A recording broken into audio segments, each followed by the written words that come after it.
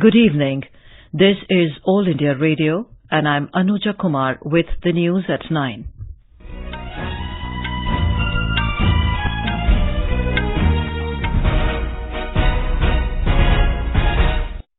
The headlines. Government extends Pradhan Mantri Kisan Sammaan Yojana to all farmers. Union Cabinet also approves pension scheme for farmers and small traders.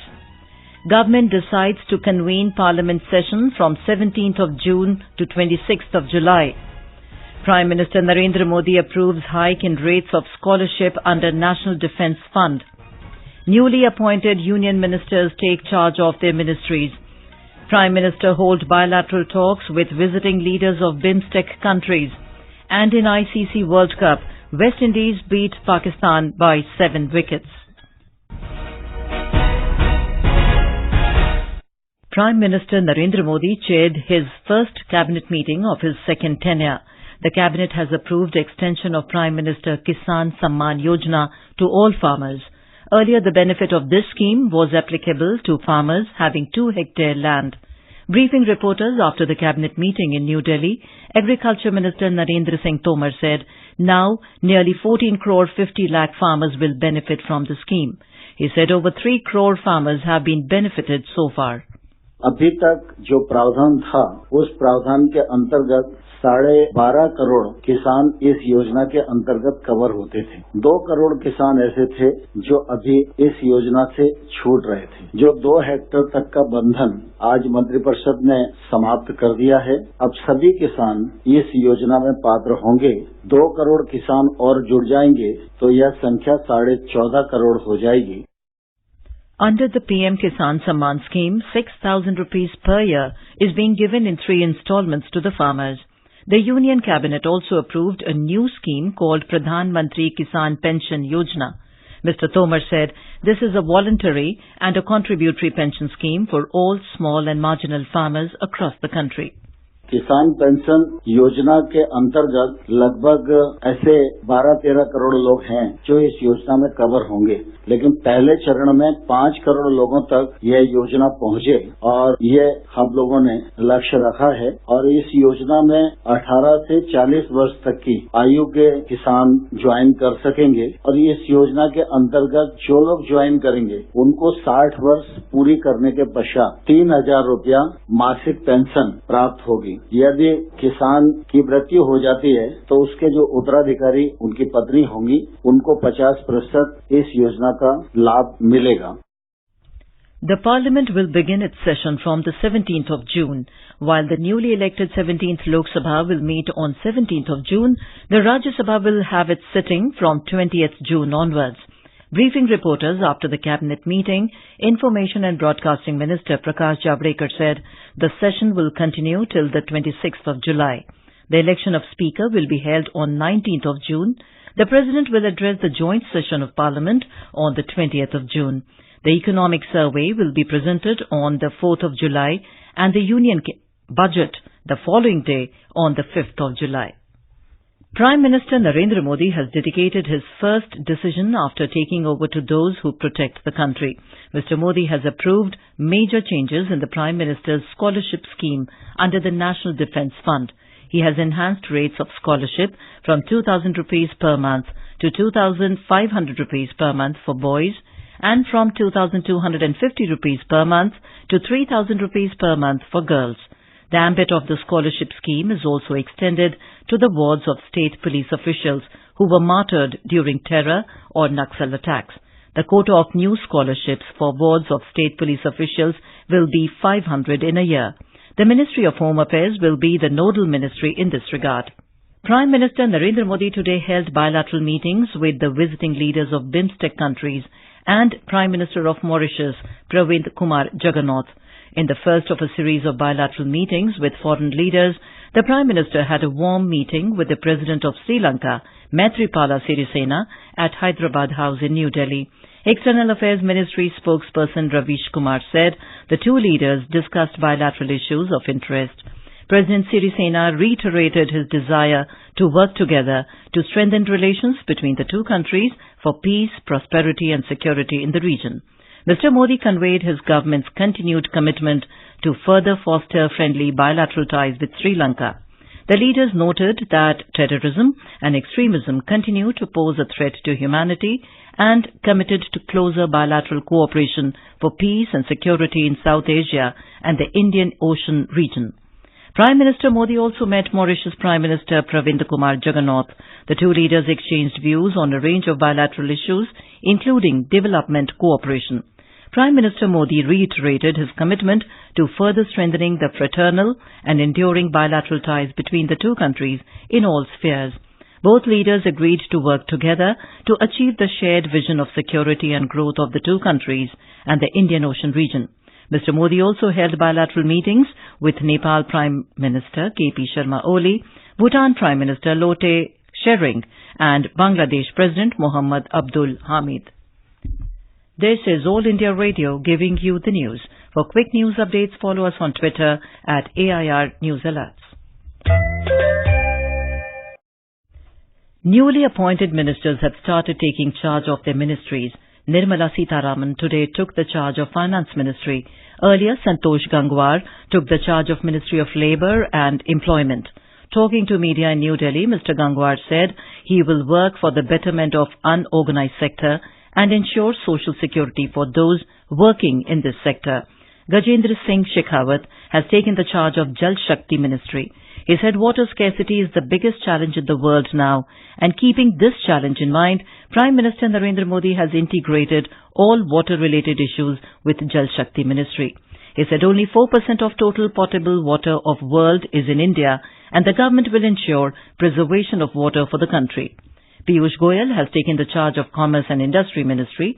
Talking to media, Mr. Goyal said he is thankful to the Prime Minister for reposing faith in him.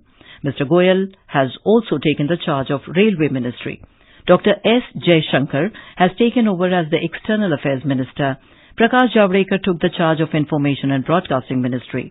Talking to media, Mr. Javadekar said, press freedom is the essence of democracy. He said the freedom of press was curtailed during the time of emergency, and that was the black period for the media. Today I am very happy to take charge of this Information and Broadcasting Ministry. Press freedom is the essence of democracy, and we not only recognize, we cherish it. And as we all know, and media also knows, every freedom comes with responsibilities. So I am very sure that media already carries out and works in this responsible freedom atmosphere, and it will continue to do so in days to come. Ram Vilas Paswan has taken over as the Minister of Consumer Affairs, Food and Public Distribution. Mukhtar Abbas Naqvi assumes the office of Ministry of Minority Affairs. Dr. Jitendra Singh took charge as the Minister of State in the Prime Minister's office. Admiral Karambir Singh took over as the Chief of Naval Staff today. With a career spanning over 37 years, Karambir Singh served as the Vice Chief of Naval Staff at the headquarters in New Delhi before moving to Visakhapatnam last year as the Eastern Naval Commander. After his appointment as the Navy Chief, Karambir Singh said his endeavour would be toward providing the nation a Navy that is strong, capable and which is ready to meet any security challenge in the maritime domain. In Jammu and Kashmir, 2 terrorists were killed in an encounter that broke out between terrorists and security forces following grenade attack by terrorists on CRPF camp at Midura Tral area in South Kashmir's Pulwama district today. Security sources said after terrorists lobbed grenade towards CRPF camp, the forces retaliated and cordoned off the area in Nannar village of Midura area. As the searches intensified and forces zeroed in to the suspected place, the hiding terrorists fired upon forces indiscriminately, triggering gunfight. They said that arms and ammunition was also recovered from the encounter site.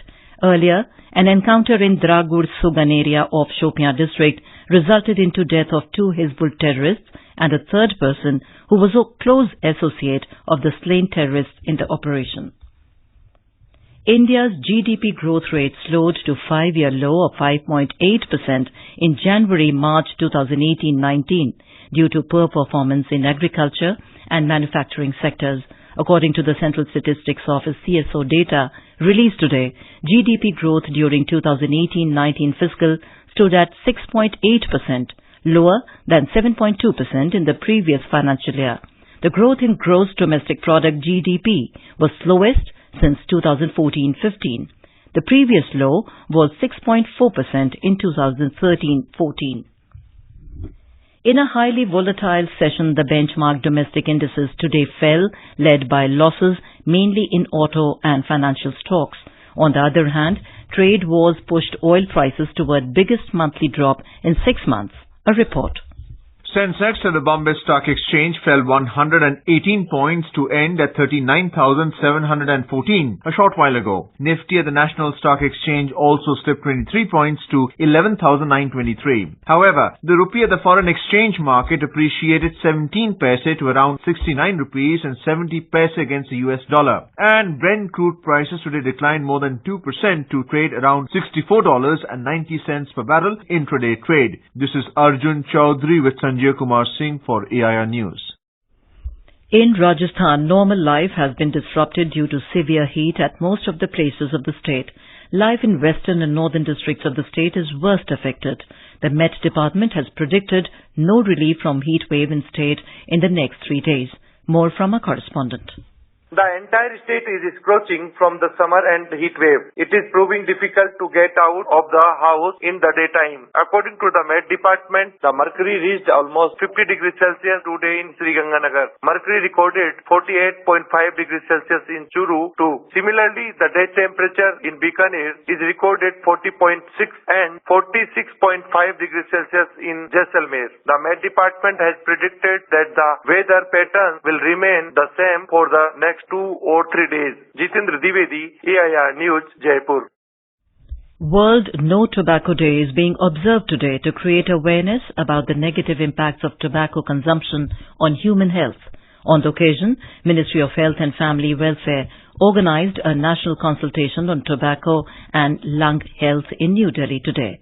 The theme of the event was, "Don't let tobacco take your breath away. Choose health, not tobacco." In the ICC World Cup cricket, West Indies beat Pakistan by 7 wickets in Nottingham today. Windies easily chased the target of 106 runs, completing 108 for 3 in just 13.4 overs. Earlier put to bat, Pakistan were all out, scoring 105 runs in 21.4 overs. India will start their campaign on Wednesday when Indian team will take on South Africa in Southampton. In French Open tennis, India's Rohan Bopanna and his Romanian partner M. Kopil have entered the third round of men's doubles category. In a second round encounter, they defeated Benjamin Bonzi and A. Huang of France. India's David Sharan and his Brazilian partner Marcelo de Molina made an early exit from the tournament, losing their second round match in straight sets to Andre Codinen and John Peers 3-6, 4-6. Another encounter of the men's doubles category is underway between Indo-French pair of Leander Paes and Benoit Paire and British Martin Gleeson and Dominic Imglot of Slovakia. Iran's stocks of key nuclear materials are still within the limits set by a 2015 deal with world powers as per the latest International Atomic Energy Agency report. Iran announced earlier this month that it no longer considered itself bound by the agreed restrictions on stocks of enriched uranium and heavy water. But stocks of both did not exceed the ceiling set in the 2015 agreement, the report said. Philippine President Rodrigo Duterte urged progress on a code of conduct for the contested South China Sea. He also expressed deep concerns about the escalating US-China trade war and its impact on the global economy, including that of his country. And now, before we end the bulletin, the headlines once again. Government extends Pradhan Mantri Kisan Sammaan Yojana to all farmers. Union Cabinet also approves pension scheme for farmers and small traders. Government decides to convene Parliament session from 17th June to 26th July. Prime Minister Narendra Modi approves hike in rates of scholarship under National Defence Fund. Newly appointed union ministers take charge of their ministries. Prime Minister hold bilateral talks with visiting leaders of BIMSTEC countries.